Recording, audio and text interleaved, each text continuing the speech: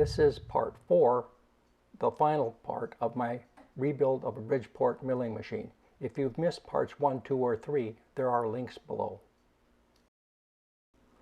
There are chapter markers below if you want to skip ahead to any of these particular sections.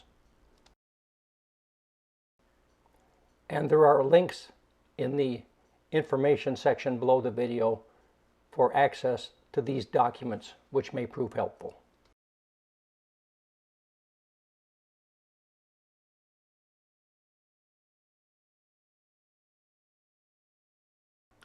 I didn't take the M-Head completely apart because the previous owner had recently replaced the bearings.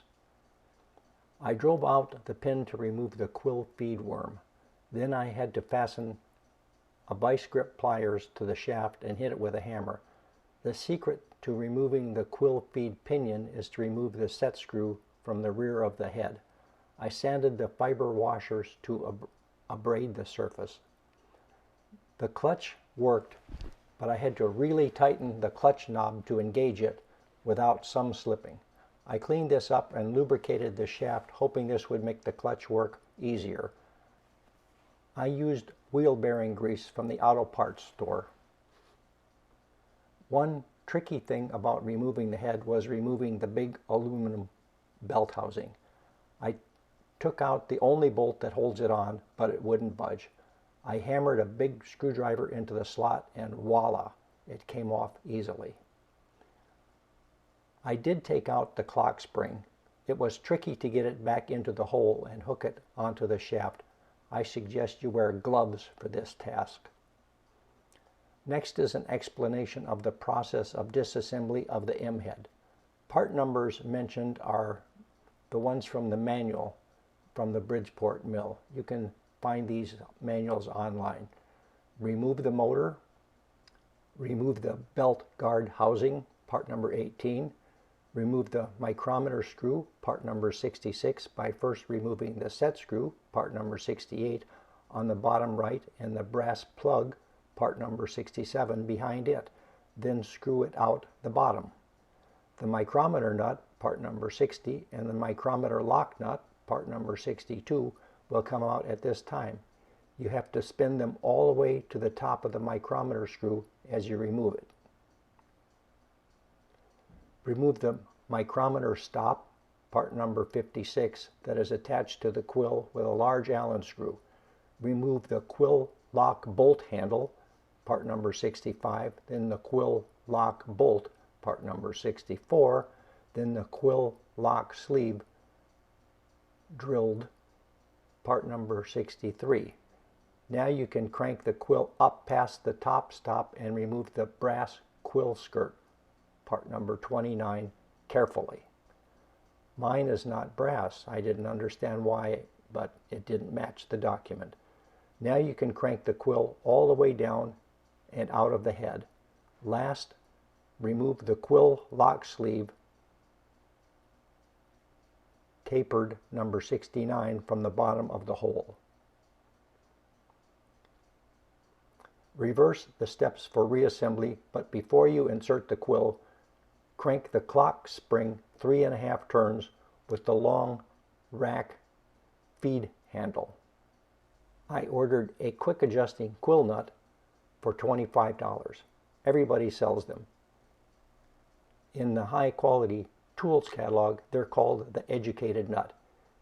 It seemed very well made, and I'm happy with my purchase. I used to crank the slow adjusting quill nut on my old Clausing back and forth until I was blue in the face. This should be a nice change. The old quill worm feed handle was painted black and had a dark red patina. I removed the paint and patina with a wire brush and polished it.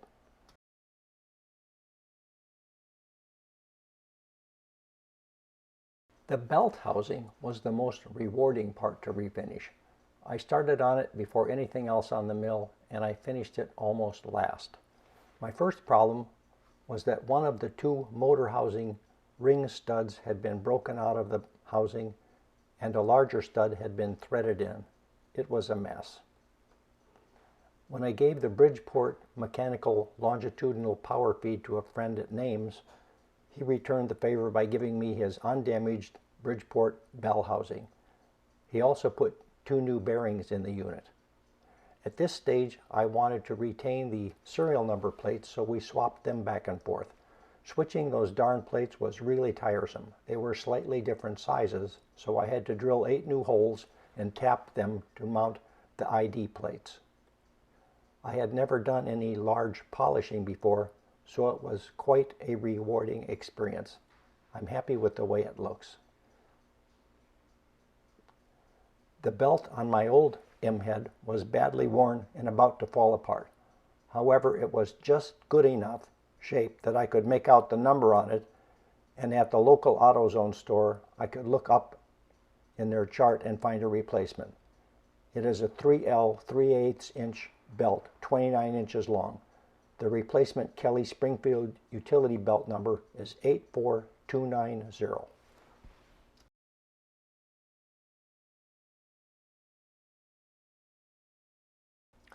I enjoyed refinishing the parts that had raised brands and logos on them. The door looked pretty bad, but with a few hours labor, I was able to make it look quite nice. The shelf was a pleasant surprise. It was painted gray and had swarf embedded in it. I decided to remove everything with a nice big belt sander. A couple of coats of urethane and it started to look pretty good.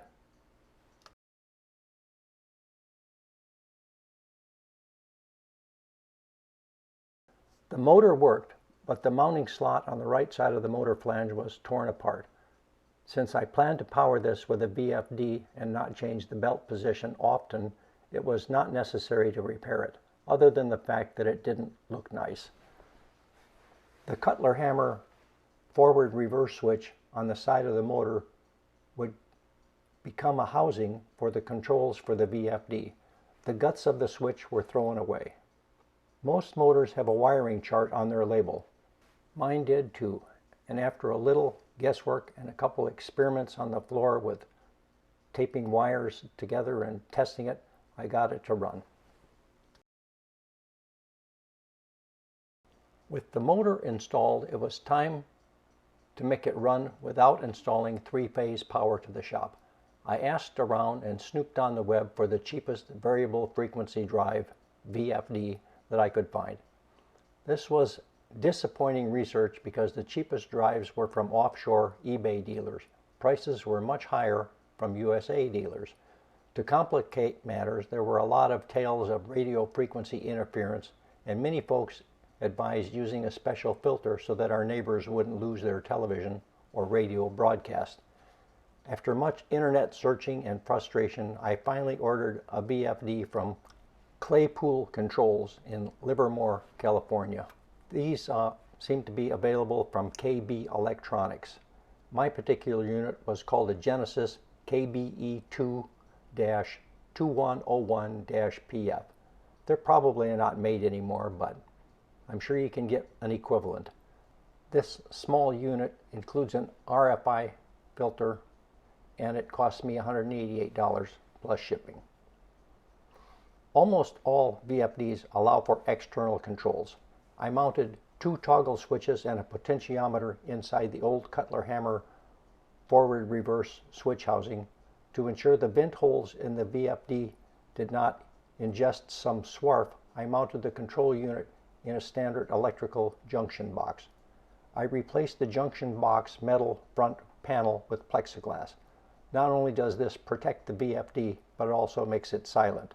Before I put it in the junction box, you could hear the little cooling fan inside the VFD. It was comforting that the motor, belt, the bearings on the mill were so quiet that the VFD fan could be heard.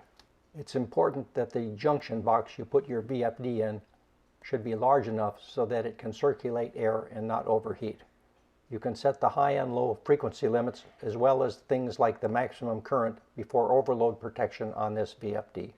This unit is rated for 1 horsepower, but since I have a 1/2 horsepower motor, I adjusted the overload protection lower. You can also program the acceleration and deceleration time of the motor. I set mine to a minimum of 16 Hertz and a maximum of 80 Hertz.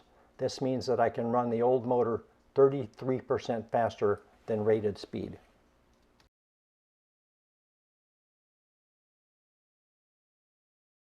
Now on to the drawbar.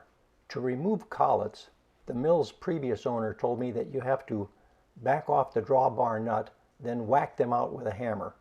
Sure enough, they sell special drawbar wrenches, which in addition to a 3/4 inch wrench, also have a brass hammer. Yet it seemed to me that the drawbar should eject the collet without a hammer. When I tried to remove my first collet, I simply could not eject it with the drawbar as I had hoped. I had to whack it out with a hammer. I removed the drawbar assembly and took it apart. It was made to self-eject. I tried several other collets with this drawbar. Some the drawbar could not even reach, others it could just barely grab. This drawbar measured slightly shorter than the published length in the Bridgeport catalogs. The catalog lists 3 different drawbars that you could buy for M-Head Bridgeports. 2 had 3/8 inch by 16 thread, but one of these was much longer than the other. So my assumption is you could get a different drawbar for your M-Head depending on whether it has a number 2 Morse taper, a number 7 Brown and Sharp taper, or a number 3 taper, a B3 taper. Perhaps this M-Head drawbar was replaced with the wrong one. Perhaps at one time it was something other than a number 2 Morse taper and the spindle was replaced. I called around and found that the cheapest new drawbar that I could buy was $76.65. Wow! Having a lathe and a working mill, I ought to be able to repair or manufacture a drawbar. So I tried to figure out how I was going to stretch it. The 3/8 by 16 threaded end in the drawbar was brazed into a bored out end of the drawbar. I heated it to glowing cherry red with a MAP gas torch and was able to force the threaded stud out with a few washers and a nut. I cut the head off the bolt that was 1 inch longer than the old threaded stud and turned the end to the same diameter. Then I heated the end of the drawbar and the new stud to cherry red and hammered it back in. Now when you back off the drawbar knob, it ejects the collet with little effort.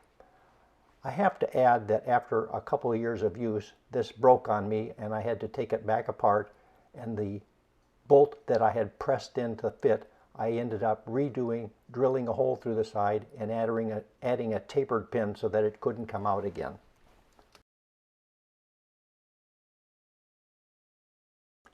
After 2.5 years and 1 move across the country, it's finally done. Done is relative, of course.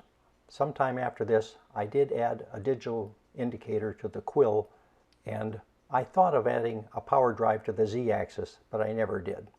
Here's a picture of me beside the mill, and I'm wearing a Bridgeport shirt and a Bridgeport hat, and for the longest time during the rebuild, I also had a Bridgeport coffee mug, but I managed to break that before I finished rebuilding the mill, and I couldn't find a replacement. As always, thanks for watching, and I hope you enjoyed the video.